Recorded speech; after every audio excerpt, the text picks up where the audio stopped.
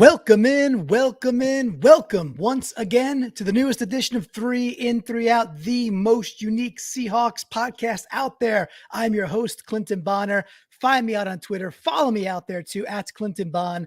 And I'm joined by the one, the only, the great Brandon Schultz. Find him out on Twitter, at SeahawkersPod. Brandon, all right, so it's been a couple days now. The Thursday night thing, it led to a nice Sunday for me. I had a relaxing Sunday, and I enjoyed doing some family stuff, watching some football all day Sunday. It was a nice day with the Browns-Chargers game, the points fest that it was. And a couple of days later after this, I would say, bad Rams loss, no other way to put it, there's a few things that I want to say at the onset that if you're new to 3 In, 3 Out, we're going to get into the nooks, into the crannies, into the micro moments. There's a couple of big things that, like, if we don't talk about them, I think people will be like, well, how could you not say something about these things? So I got a couple to rattle off to you. I do feel like there was something very significant that happened in that game against the Rams on Thursday, and I can't quite put my middle finger on it. Well, let's start with some of the bad, right? Just very quickly. Number one, this got swept under the carpet. It's not. We'll get to Russ. Number one, D. Eskridge IR. After all that time, it just kind of comes out before the game that hits the IR and it just gets buried. I'm like, oh man, that's bad news. That is bad news for our offense. So like that was the first thing for me. Was we've been calling for that kind of type of player since last year, and we're not going to have him for a while still, Brandon. So that one stood out to me. Any feelings on when you saw the D news before the game started? I was almost prepared for it in a way, just based off of the way Pete was talking about it earlier in the week about how he was having trouble recovering. And I went back to our conversation because it was not just the D news, but then it was because we're talking about, oh, well, you want D against the Rams, but you also want your tight end, Gerald Everett, too. And then the news coming out throughout the week was so weird for that when they were waiting for another negative test. And Pete's like, well, he's tested negative all kinds of times, although it's not specifically negative with the correct test. And it wasn't the threshold of the kind of negative that they needed for him to play on Thursday. Holy smokes. That was a mess. Nothing like a bunch of arbitrary stuff to keep a player off the field, right? It's what it boils down to. I know somebody makes a call and that's the health thing and away we go. It's just at the end of the day, it is all arbitrary because we don't freaking know much. And it stunk to not have Everett there too. So that was you didn't have either of those guys, and they still should have beat this Rams team. Oh, and actually handily at some point. And then there's two others. The Russ thing. Obviously, Russ breaking his, the tendon snap, bad. I think we'll see the dude after the bye. The whole thing is, will we be in it at that point? And we could talk about that later. Not to bury that, but everybody's talking about Russ, and we're not going to talk too much. We got to recognize that. The other thing for me is I'm not going to talk much about this because everyone's talking about scheme, but to not see Ryan Neal play more than 6 defensive snaps after what we saw the week previous, it was just mind-boggling, man. It just literally boggled the mind, Brandon. I didn't know how to process that. It wasn't like I could break it down into one play or series of plays. It was just that their dudes were constantly open over the middle, and that crap didn't happen when Ryan Neal played the week previous.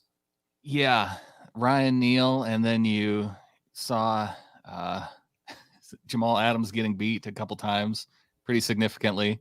So between Jamal and I just don't understand how they ran the scheme against the 49ers offense and went, that worked pretty well.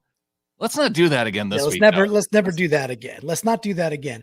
And we can, and one of the things I had written down, I was like, I'm not going to talk about that as an out. The first quarter of the game, basically, people are like, oh, we shut them down for a full half. We didn't really. We shut them down for about a quarter when we were playing what seemed to be a lot more like man press, or at the very least, we were way up on the line of scrimmage. And then, I don't know why, all of a sudden we were off again. So by the time the second quarter rolled around, the play that ended in the Diggs interception, that drive, that wasn't a good drive defensively. That was not a good drive. We played, again, it's like we played a good quarter, and we kind of got lucky for a quarter. And we just started playing off the friggin' line of scrimmage. And it just didn't add up to me. So that was some of the stuff that I'm like, we're not even going to get into that, but that stuff really was mind boggling. On the other side of stuff that we won't talk about, but was good, man, our O-line played well. Our O-line, especially pass protection, the O-line held their own. They deserve a lot more, I think, credit-wise. And I'll roll through these because we have to get to the show. But also, we had Lockett and Metcalf. They both played awesome. Like, I know Lockett's line of 5 for 10 doesn't look awesome. Okay, cool. Called back, ticky-tack holding penalty, touchdown, that to go up 14-3. Huge change. And we had the two PIs. The two PIs. Another one where he's wide open, where Russ, mangled his finger. When you get your two studs playing at that kind of level, it's frustrating. Those are games we would typically win. And the last thing I want to say about all this is, in general, I was like, this team, even after this loss, still feels way more like a contender than a pretender. Still, I watched a lot of football on Sunday. I saw a lot of bad teams. Then I saw a lot of good teams, or teams that they think are really good that aren't quite that good. The Rams are not that good. They're paper tigers on defense. The Cardinals at 5-0, they ain't that good. There's a couple of elite teams. I don't even think they're in the NFC, to be honest. So that was my gleanings, at least. So it's like, yeah, the game stunk. I still think I might be an optimist. Maybe we'll talk about it, but I think we're in an okay position to still make a good run of this season, Brandon. Okay-ish. Yeah, it's going to be tough without your quarterback for the next 3 weeks, but or longer or shorter. Who knows? Who knows exactly how long Russell Wilson's going to be out? Because I don't think anybody has the answer to that. I know exactly how long Russell Wilson's going to be out. He's going to be out for 3 weeks.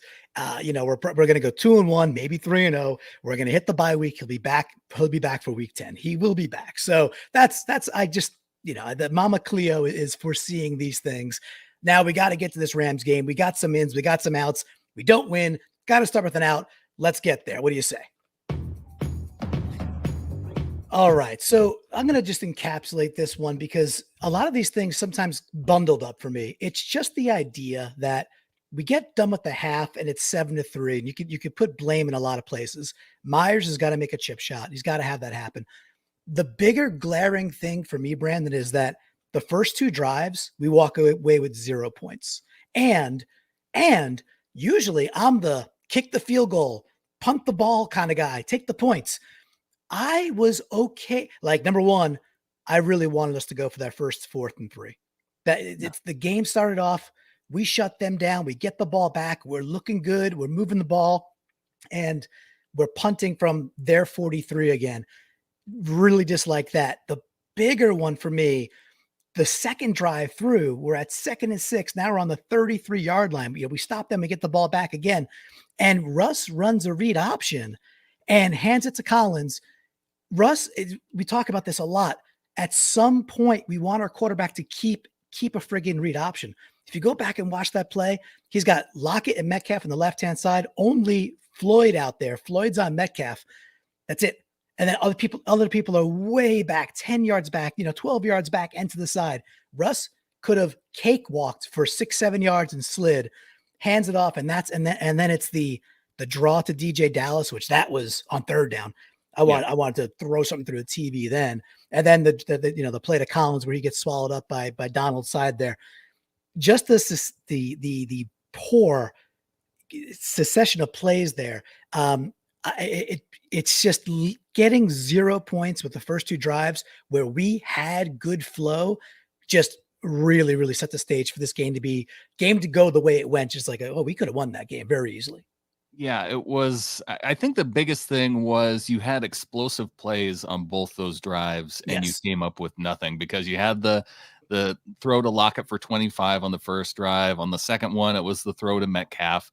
And then you run it 4 straight times, which, like you said, if Russ just keeps it, then maybe you're not running 4 straight times because he's picking up the first down rather than Alex Collins coming up just short of getting the first down. But it was very tough to see the offense get those big plays and then have nothing to show for it. And I think that's really what led Carroll maybe to go for it then on that 4th and 2. But man, I don't really like the idea of running there again after you ran it 3 straight times. Yeah, and I was I was okay with going for it. I really was. And again, I wanted them to go for it on the first drive. Yeah. But the execution was really bad. And I know it's like, hey, it's going to be tough to pin some things on Russ, but in a game where he busts his finger and otherwise, played pretty well. And man, I just want that dude to rip one down. Like you go watch. I know it's a younger, it's 7 years earlier in his career, 6 years earlier. But you go watch Josh Allen, and I know they're different types of quarterbacks, but the ability to rip one down and keep it and still be smart, like not take big hits and Hold on. So we're starting this show with an out for Russell Wilson in the game that he got injured. Well, you know what? I could put it on the whole series if that offends you, right? So, and you know what? He's got to keep the ball every now and again. We're gonna talk more Russ. We're gonna talk more Russ on the outside of the column in this very show. So yes, we are. But let's get to it. Don't try to defend yourself. Don't even try. That's unacceptable, soldier. I hear you, and let's hit it. Let's go. All right. So there were some great things. Again, this was like, okay, and I'm going to start with a beautiful bookend.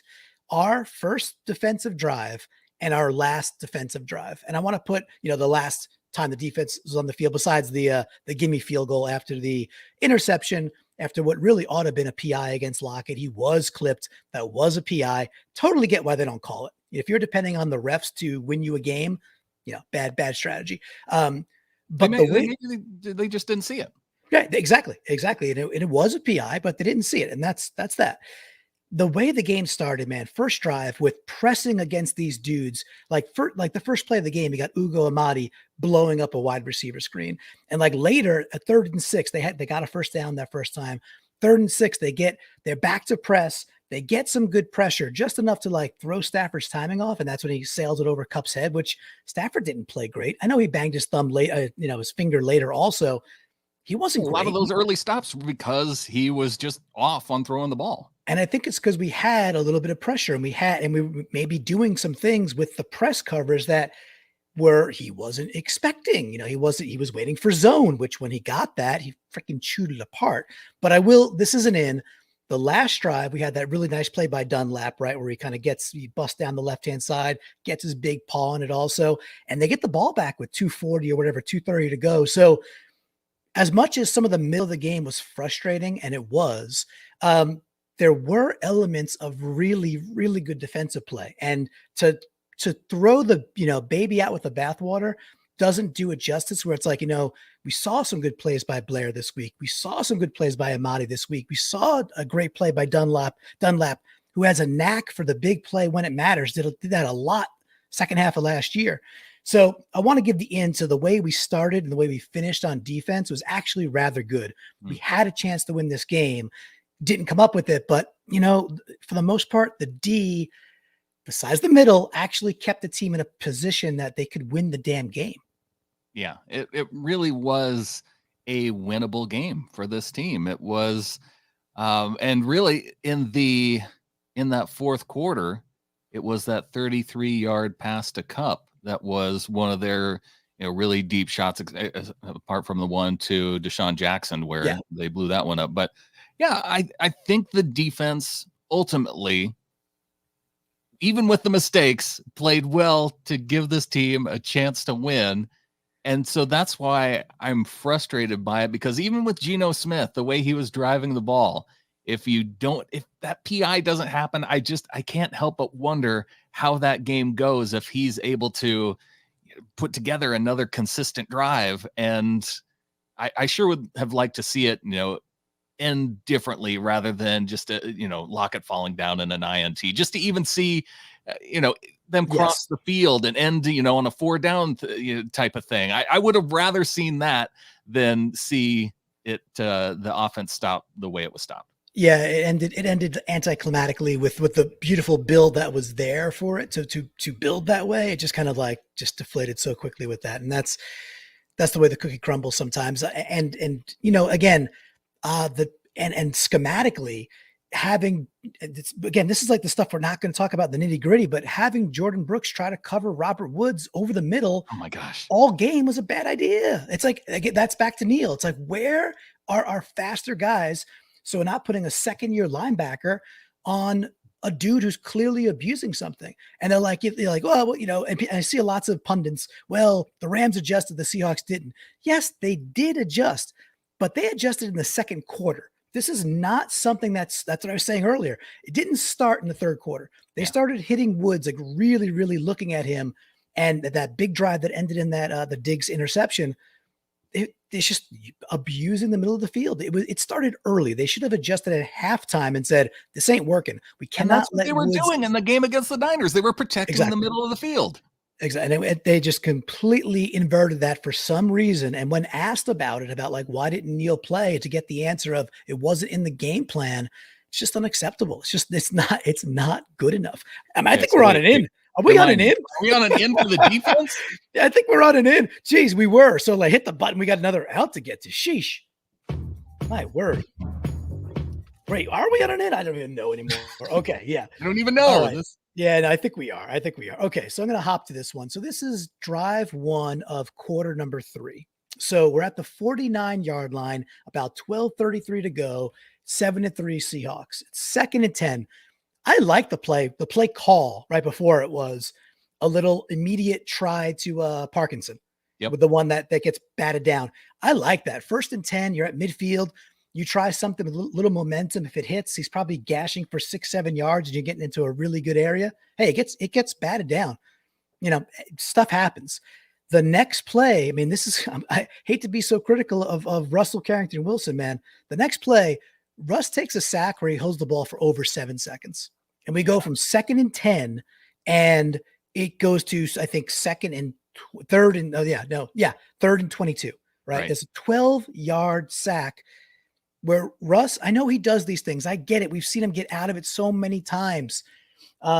It's just not, it's where we were on the field and the sense of living to play the next play. So maybe if you go get 5, 6, 7 yards, you're in 4-down territory. You might not be punting. Maybe you are, maybe you're not, but you're very crossed. You're at the 49 already. It's hate to pile on Russ on this game, man. Now, this is the second out. It's at least another out. Russ. He shares the first one. This one's all him. He's got to get rid of the friggin' ball. It's first just out goes to Russ. The second out goes to Russ. Are we gonna make this a hat trick on the show? I promise you the third one does not. And I am not one to beat down on our quarterback. I'm certainly not one to kick somebody where they're down. The dude's a warrior. I freaking love Russell Wilson. He will be back. He's got to throw the friggin' ball, dude. He's got to get rid of that ball. You can't make it 3rd and 22. Can't do it. Right. Yeah. It was one of those plays where you say get rid of the ball like 3 times. Right. That's way too many. It's just one thing. If you get pressured right away or you get blindsided, those things happen totally.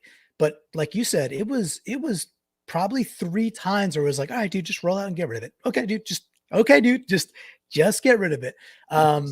It never happened. And throw the ball, throw it away. Nobody's open. Throw it away. Yeah. So that one, I don't want to pile on the man, but that's an out for me, man. You don't want to pile on him, but that's what you're doing. That's what I'm doing.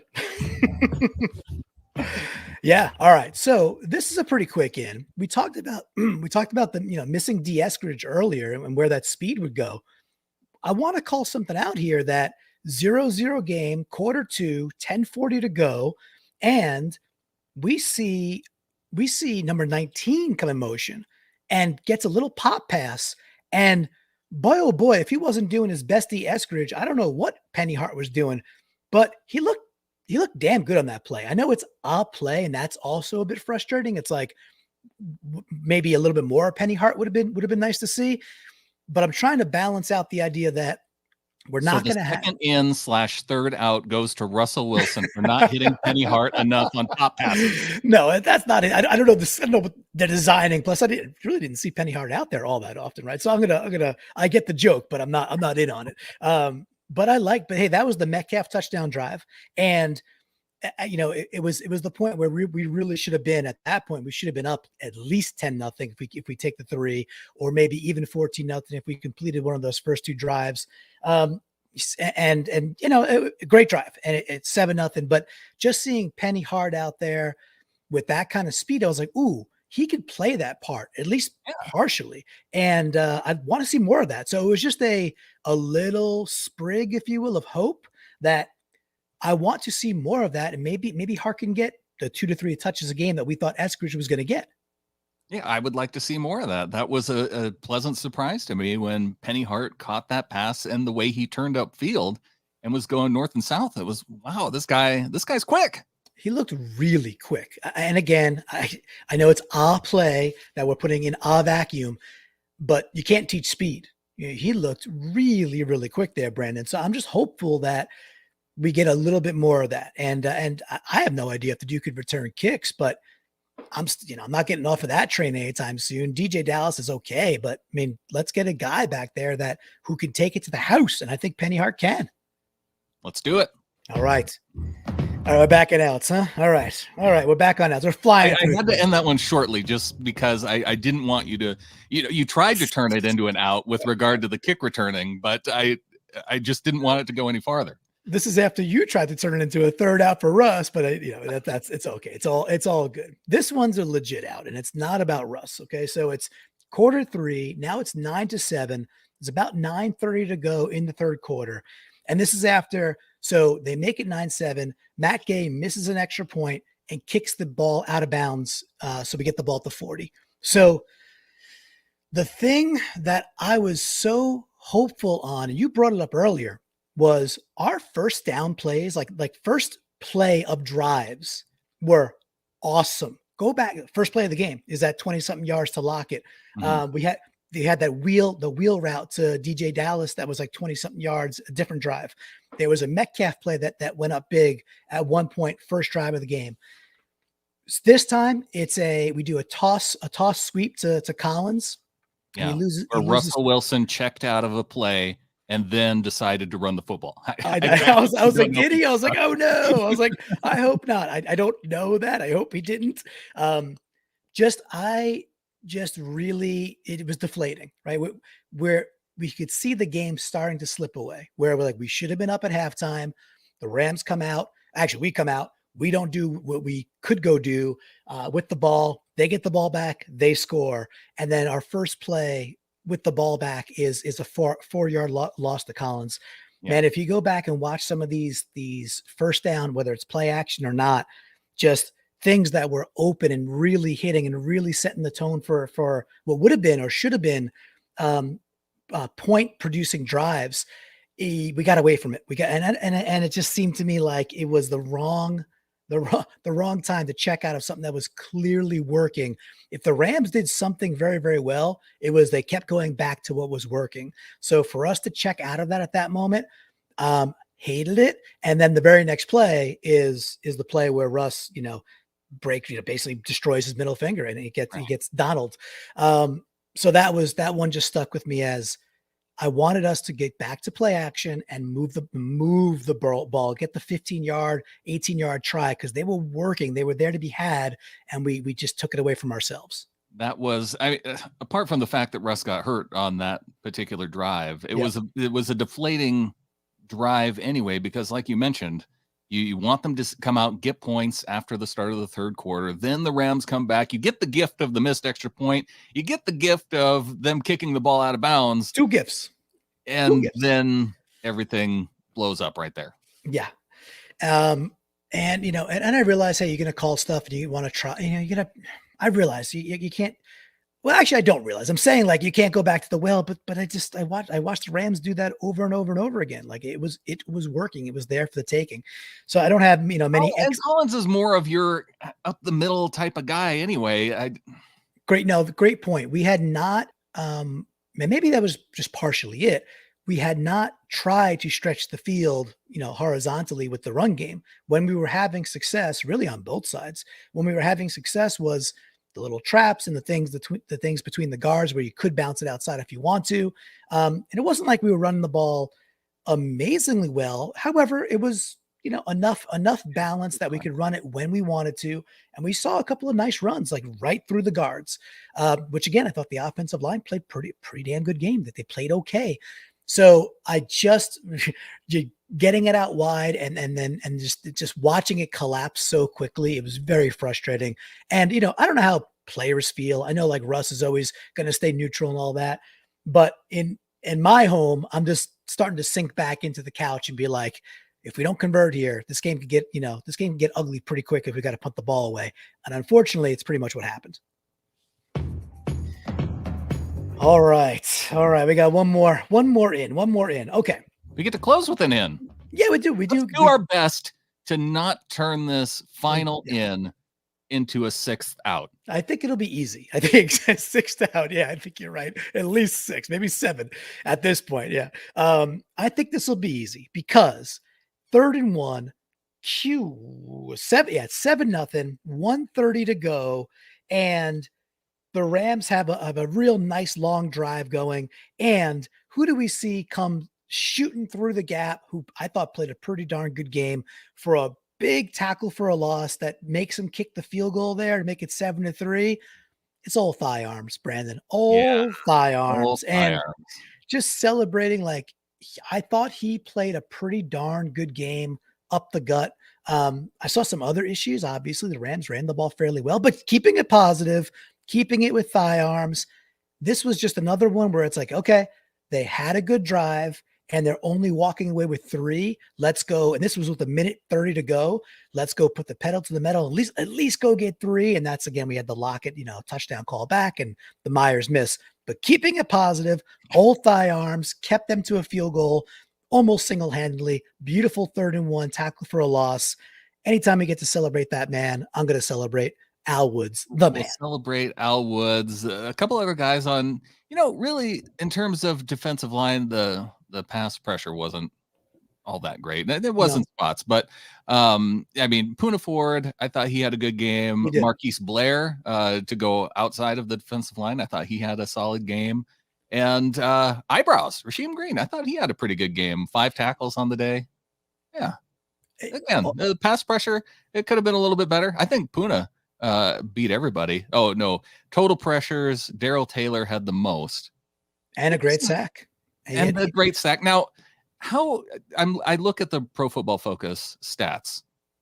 How is a sack not a tackle? Because it shows Darrell Taylor leading the team in missed tackle percentage, missing 100% of his tackles. Well, that doesn't add up. It doesn't add up when one of those tackles was a sack. Yeah. And it was the bottom line for him is his glory numbers are what they are, right? 4 sacks in 5 professional games. That's pretty damn good. He's not fully consistent yet. And whatever, if we're trying to say like, this is the next Frank Clark. All right, well, Frank Clark's first year, what did he have? 5.5 sacks? He's like, 3.5 sacks. It reminds me a little bit more of Bruce Irvin's first year because he had 8, right? Like 8 sacks in his rookie year, but wasn't he wasn't consistently on the field, and although he hit 8, it wasn't like, oh, he's always out there and just giving the defensive line or offensive line trouble. I kind of agree that that's what we're seeing right now from Taylor, and his moments where he flashes. Like his sacks have not been that sack. That could easily be an in. He, is just bulldozing. It's him. And I think it might have been Green at the same time. Someone else is coming with him. Might be Collier, actually. I think it is Collier. They're both mowing their guys back, and it is a yeoman's work sack. He just pushes the dude right back into Stafford, and Stafford can't go anywhere. It's just a pure brute strength. And we've seen like a nice mix of whether it's spin move or like a juke inside or the bend around the edge from Taylor. And now this was just a pure, I am a stronger human being than you, and there's nothing you could do about it sack. The dude's got a repertoire. And, I think he's going to put it more and more together as the year goes on. And I hope that defensively we can just get more consistent. I know we've been talking about that all year. That's the theme, but we're ending on an in. Let's stay with the good stuff. We got the From the Flock section, and we will hop on over to that right now. All right. So From the Flock is this awesome thing we do where we gather the ins and the outs and the vibe of the game from you, the fans out there that partake in many different ways that you can partake. And I always like to call Brandon in to make sure that the new listener, how the heck can you get involved so that you can be part of the reindeer games and increase the hawk growth? Brandon, do your thing. Yeah, if you want to join us, you can go to patreon.com/flock. And we have a Discord group where we gather on game day. And we have all kinds of different places where you can leave your 3 in, 3 out comments. You can chat with us during game day. It is the place to be when the Seahawks are playing football. Patreon.com/flock. Very nice. And there's lots of ways, hit us up on Twitter, join the flock and join the Seahawkers Pod Ring of Honor, or I think it's $3 a month, get involved in the Discord. So for the game day chats and all that. So we have a whole mixed bag here of some folks hitting us out on Facebook, some on Twitter, some on Discord, and some other more seedy methods that we won't talk about on the air.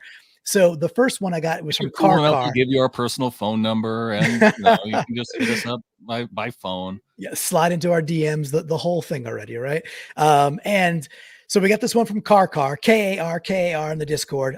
This was not done intentionally. This is unintentional, but the first out they gave to Russ for that interception following the nice INT. This one to me is like, all right, Russ that was his first interception of the year, had not thrown one yet. Looked like, That was a Jalen Ramsey good play. It looked like he forced the ball a little bit, and guess what? Ramsey made a nice play. Yes, it's Russell Wilson's fault for forcing the football. A 5th out for Russ in the show. It's okay. Heal up quickly, Russ. I am not going to be the one that's like, we're better with Geno Smith. I'm just looking forward to watch Geno Smith hopefully win a few games. You come on, get healthy, Russ, and you come on back. Speaking of Geno Smith, Kenneth Reyes comes in. Well, he gives an out to Jamal Adams for his coverage skills, but an in to Geno Smith and his ability to lead the offense on a 98-yard touchdown drive. And there were some fun moments in this game, and I'm sure we'll probably get to another one and from the flock, but his 98-yard drive, that was fun. Like, hearing the crowd chant Geno, I didn't expect that. No, it was fun. After the game, I sent out a tweet saying something like, what if something around the lines of like around the idea of what if this team becomes like exceptionally fun to cheer for this year? Because that is a very potential outcome where we hang and then we get our hero back, right? Everybody likes a comeback story. Can Geno, just hold us over for a few weeks and we'll see. One thing I want to say quickly, Brandon, about the Adams coverage skills. Yeah, there was some things. The one that was the Deshaun Jackson one, I know people are up in arms about that one. To me, I was like, I didn't see it that way for that particular play. And there's 2 reasons why. Number one, it's Deshaun Jackson. Like, the dude is like think about like the number 1 burner of burners the last decade plus of football. And he's easily in the top 5 of guys that like, you just don't want him to get behind you. And the other part with me was Adams turned and sprinted to the area that ought to have been where the ball was, if it was even a decent ball. And it wasn't. It was badly underthrown. So it's like, I saw other stuff you could pick on about Jamal. I did not think that one was really more offended by the touchdown to the tight end with Jamal than I was that particular play with Jamal. Cause I felt like he was probably making up for a Sidney Jones mistake more than he was out of position himself. I thought so. And to the tight end piece, going back to the Ryan Neal, like, where the heck is Ryan Neal? We talked about this. We're like, hey, we literally on the What If show, which we put out every single week. And I hope everybody could go listen to the Steelers one we'll put out this week. But we were like, hey, whatever you did last week with that game plan, don't take it away because it's not Kittle. Like, other teams have tight ends too. Other teams will use the middle of the field also.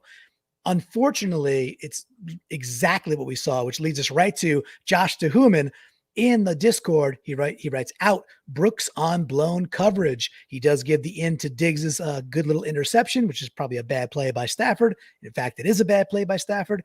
But the Brooks on blown coverage, listen, Jordan Brooks has not looked great. And I am like, hey, that's scheming and putting your linebacker on high quality wide receivers and expecting good results.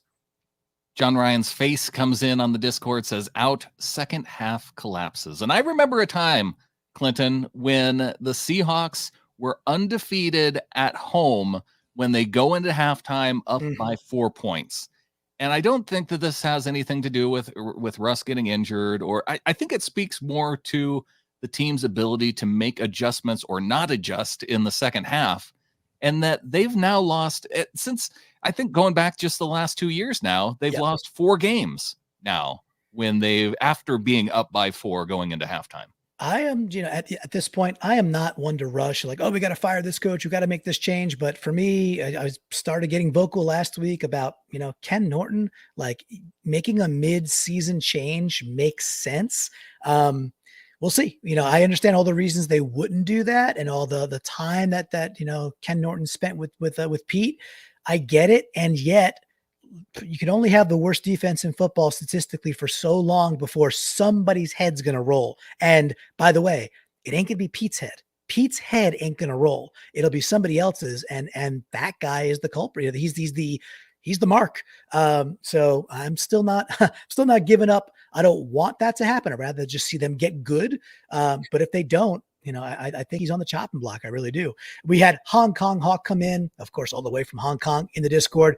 He gave an updated Seahawks QB rankings. He says our number 1 quarterback is still Russell Wilson, but he moved Geno Smith up to number 2 and dropped injured Russell Wilson down to number 3 because injured Russ had been a really good backup quarterback for healthy Russ for the last decade. Yeah, Geno Smith now moving up to number 2. I did like what I saw from Geno out there. Oh yeah, he looked good. Nick came in at Mickey Swank on Twitter, out, allowing 3 checkdowns in a row on this drive for 2 first downs to let them into field goal range at the 2-minute warning. Yeah, must have been, as the half eclipsed, and that's right. Okay. There were those checkdowns, and at 7-0, and to hold them to 7-3. We talked about the play from thigh arms. Kerry Hyder had a big tackle for a loss earlier in the series as well. Hey, if you say we kept the Rams to 3 points at halftime, you'd be okay any day of the week, especially when it should have been 14-3 or 10-3 or maybe even 17-3. Should have been a blowout. Just wasn't how it broke. We had Bailey out on Twitter. She goes, I don't know if it works like this, but I want to get it in for number 31 on the Rams, taking a 35-yard PI to set up DK for the TD. So sure, why not? This is your show, Bailey. So I think 31 was the younger guy. It was he the rookie who came in. I don't know the Rams all that well, but I know there was a lot of talk about a younger DB. But I just want to spin this back to our top players, Lockett and Metcalf. They had basically whatever they wanted. They did what they wanted out there. And usually we don't lose those games. So there you go. Robert Rochelle, in your rookie season, you get an out. Or wait, an in. An in? An in, yeah. It's like an honorary in. Yeah, it's honorary. It's nice. It's very confusing. Kyle McDonald with the in says, so dang nice to see a quarterback take what the defense gives him. Way to go, Geno. Specifically, I want to say it is nice to see the middle of the field and the folks like number 89, Will Dissly, getting involved in the offense when a different quarterback took the reins. That's as far as I'm going to go with it. Geno's got a job to do over the next at least 3 weeks, and we need him to be efficient and help us win some ball games. So if that's a consequence of it, then so be it. I'm into it. We got another one from Schmick. He says, out, maybe the worst 4th down decision and play call I've ever seen. And then we know he's talking about the Collins run, basically right into the waiting arms of Aaron Donald on that 4th down play.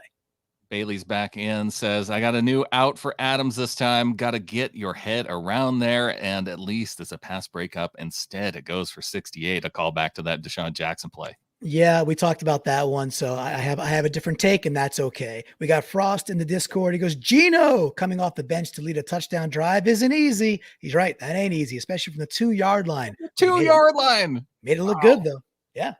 Design Pete's Beach House from the Discord, learning that Shane Waldron's playbook actually works, and that's not the issue. So there's a little bit of shade. I mean, like at least what I'm saying, I'm coming out and blaming Russ on some plays. This is some Russ shade right here, right? The play that I certainly can point to besides the Will Dissly, you probably know it. I'll even lay it up there for you. Besides the Will Dissly hit over the middle, what other play looked really good with Geno running it that we just don't see often with Russ? They successfully ran a screenplay with Geno Smith as the quarterback. It ran great. I mean, it looked just, you know what it looked like? It looked on time. And that's what screens have to do to be successful.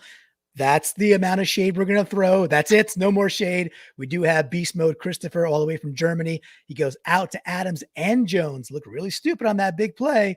At least he's given the nod that Jones probably let, Deshaun just blow by him, and Adams had to take some decisive action. Clemson Pepper with you on that first punt, out punting in plus territory on 4th and 3. And we can always count on Pepper to let us know when the Seahawks should not be punting. Yeah, and Pepper is definitely part of the Never Kick fan club. And maybe a couple of weeks ago, I was like, I just disagree with you. It's not like I'm changing my mind. But in the moments, I'm like, man, we have got to assert ourselves, and we didn't. So Clemson, Mr. Pepper on that one. You're right. All right, we got Jay Scott, AZ12. I did it. Out, not being able to avoid Buck and Aikman. Yeah, he even tried the Amazon stream, and he still got bucked. Oh, no. Josh DeHuman in Blair on the tackle for loss. And yes, Blair had his moments in this game, and it was nice. I want to see more Blair. Yeah, like I said, we saw Blair be effective. We saw Ugo at least early. Now, could we just get a little Neal out there? Can we get the guys flying around the ball? Neal actually had a nice play in the game. It was a block on the Freddie Swain return that actually went for a couple of good yards. And Neal had a great block on that particular punt, punt return. So I want more of that. Hopefully we get that. We're going to end with one more here. We got Kevin Dietrich in the Seahawkers Pod Ring of Honor. I like these two ins. We're going to end on some ins. He gives an in to Radigan on special teams. He made a couple of great plays. Radigan might have saved a bunch of yards on one punt return. I think it was third quarter also, or kickoff. He clips the heels of Tutu Atwell at some point and probably saved a good 20, 30 yards and maybe more, because Tutu does have that one breakability that we keep asking for in our kickoff returners. He has one more in. We didn't talk about it all game. Got to save the best for last. He's just talking about the Dixon play, the deflection, the spinning ball, the picking it up, the scoop, the re-punt, the second punt. And it was kind of sad that the world wanted to talk about that while we were like, oh yeah, and other things kind of sucked. But at least the world was talking about a great play by our Aussie punter, and it was an awesome play. So great in, I think, to end it there. Kevin, anything you got on the beautiful, play by our punter there?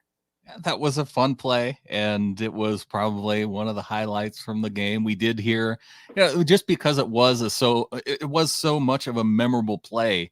I think we did get to hear about it in so many different places. My only disappointment was that there were some places where I was listening to the commentary about this play, trying to find a way to take this play out of the game in the future. And stuff like this just never happens. So why do we need to come up with a rule that would make whatever happened in that play illegal? It's nonsense. Dumb people doing dumb things with their time, right? That's forever a human story, unfortunately. However, we're not doing dumb stuff with our time. We do have to wrap it up, Brandon. We will have What If this week. Listen, we got prime time. We're back in prime time again. We got to go to Pittsburgh. We got a 3-game run here before the bye week. Bottom line is we have got to go at least 2-1 to stay 500. It's going to be on Gino for a lot of the part and our defense. Can we do it? That'll be the big thing to watch. And we got to get fired up and bring the noise and walk into the Steel City and walk out of there with a W. Got to do it. And with that, there's only one thing left to say. Go Hawks.